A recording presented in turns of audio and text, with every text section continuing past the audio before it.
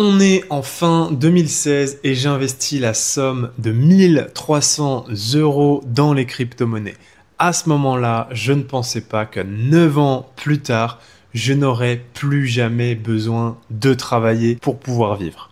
Entre-temps, j'ai failli perdre à plusieurs reprises tout mon capital et pourtant j'ai toujours tenu.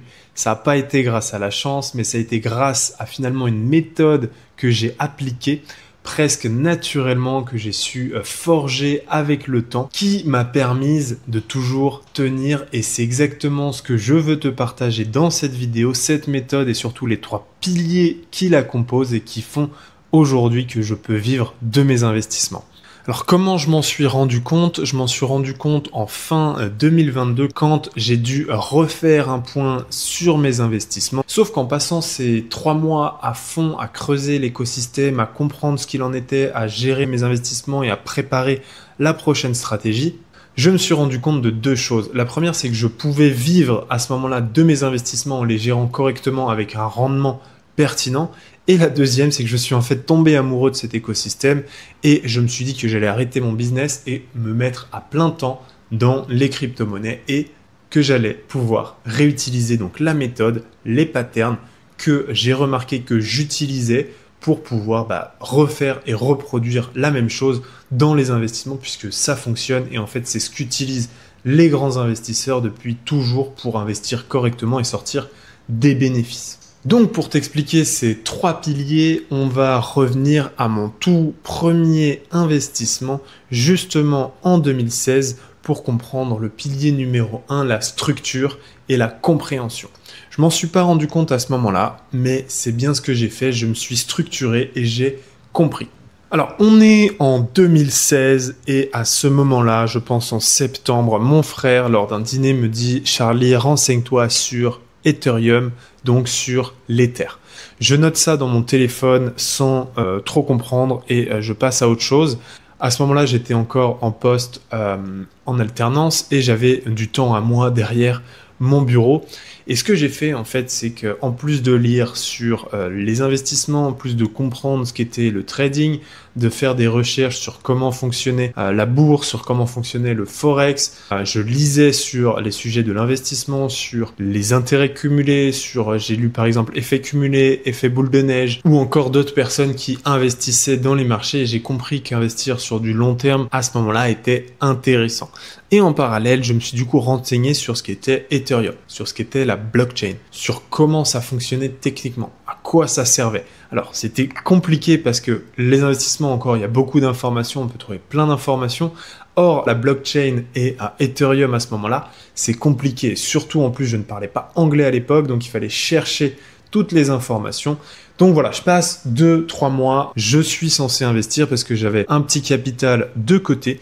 Et en fait, j'ai l'impression à ce moment-là de passer mes mois, mon temps à pas réellement passer à l'action, à juste me renseigner et je me sens un peu perdu, je me sens dans le flou, je me sens dans l'indécision, je me sens tout seul puisqu'il n'y a personne autour de moi qui s'intéresse à ça, il n'y a personne non plus qui a des notions profondes là-dedans. Mais finalement, voilà, cet moment de procrastination et ce moment de doute me permet en fait de mettre un petit peu un coup de pied aux fesses, on va dire ça comme ça, pour finalement prendre une décision. Et à ce moment-là, donc, je vais faire la transition sur le pilier numéro 2, c'est que j'ai commencé à écrire ma propre stratégie et en tout cas ce que je voulais faire. Donc après avoir passé 2 mois à être dans une compréhension, à avoir une conviction, je décide enfin à définir un prix d'achat et une stratégie pour mon investissement. Donc là, pour bien contextualiser, il faut bien comprendre que j'ai compris ce qu'était Ethereum, j'ai compris ce qu'était la blockchain, je comprends entre guillemets le risque que je prends si j'investis dans cet actif, c'est-à-dire littéralement à ce moment-là absolument tout perdre parce qu'on est en 2016, il y a peu d'informations, il n'y a aucune utilité, disons, concrète sur les blockchains, il n'y a pas d'application, il n'y a pas de revenus générés par des applications, il n'y a que quelques investisseurs et le Bitcoin qui est utilisé pour des transferts monétaires un peu douteux à ce moment-là. Donc, je choisis quand même une chose, c'est d'investir dans Ethereum. Je choisis une autre chose, c'est de prendre 10% de mon capital total, j'ai envie de dire de mon patrimoine à ce moment-là, et d'investir cette somme sur Ethereum. Donc, je suis prêt à risquer 10% de mon capital. Je décide autre chose, c'est d'investir sur du long terme. Très simple, je pose de l'argent et je ne veux plus en entendre parler pendant 5 ans. Dans ma tête, je l'ai oublié cet argent et je ne veux plus y toucher. Donc je définis un prix d'entrée. À ce moment-là, l'Ethereum était à 13 $. Donc on devait être, et je parle en euros, pardon, était à 13 €. À ce moment-là, j'étais encore en euros. Et je décide de ne pas acheter parce que ça me semble trop cher. Je suis dans la crainte, je suis dans la peur. Et donc, je définis une zone de prix, à savoir les 10 $, et une autre zone de prix si jamais le prix redescend aux 7 ou 8 $.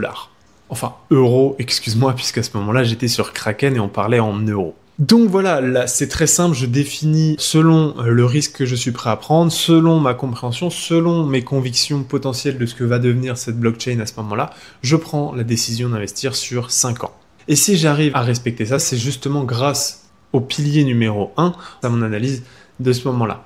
Donc j'ai défini une zone de prix, j'ai compris ce qu'était Ethereum, mais c'est pas pour ça que je suis sûr. Quand on est dans cette phase de marché où personne n'a validé ce qu'on est en train de croire et de comprendre, c'est toujours très compliqué. On est dans le doute, il n'y a personne qui est là pour nous épauler, pour nous rassurer.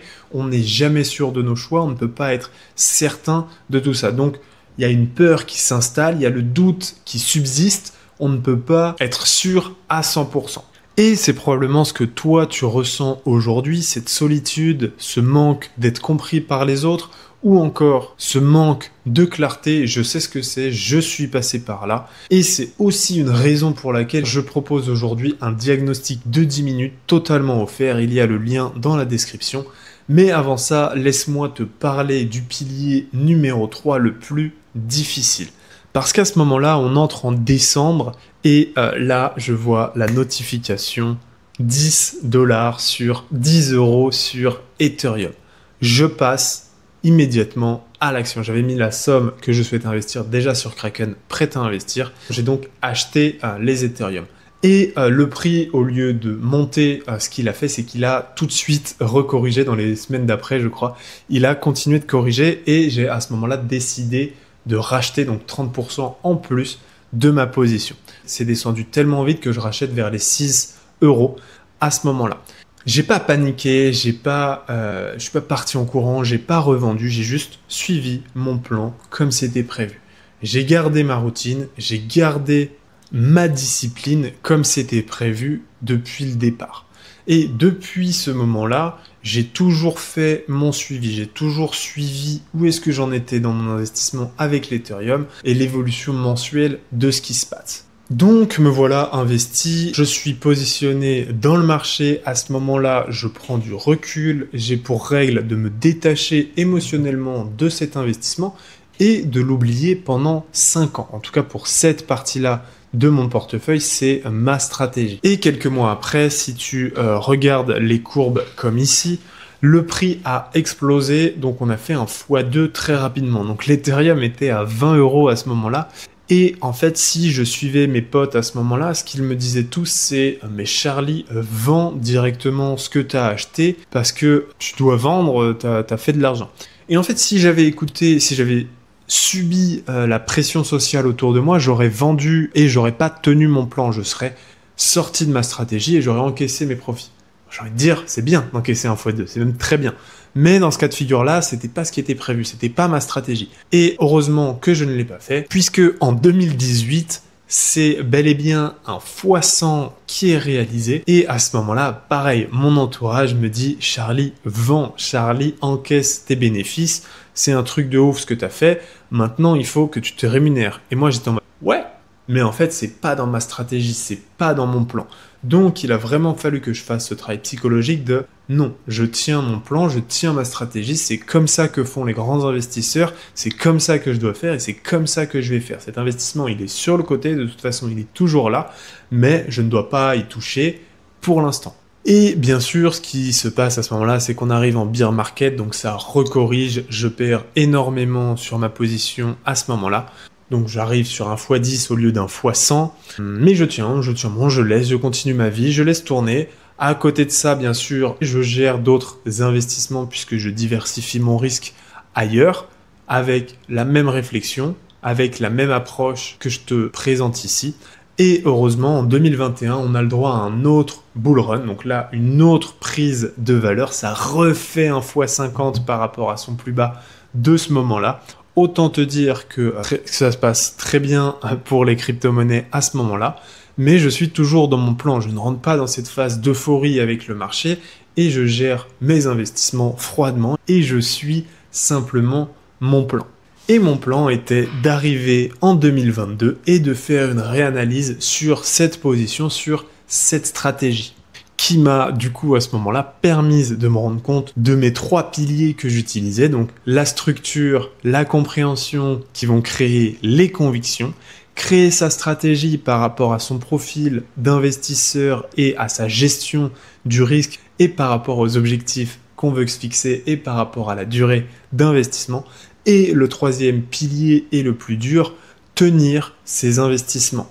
Avoir une routine d'investissement, ne pas flancher émotionnellement, ne pas écouter les autres, avoir un suivi régulier de ses investissements.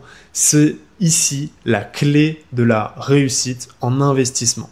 Je ne suis pas seul à le dire parce que j'ai appris finalement aussi des personnes qui étaient investisseuses du type Warren Buffett qui ont toujours su suivre leur approche, qui ont toujours investi dans ce qu'ils comprenaient et qui ont toujours investi sur du long terme.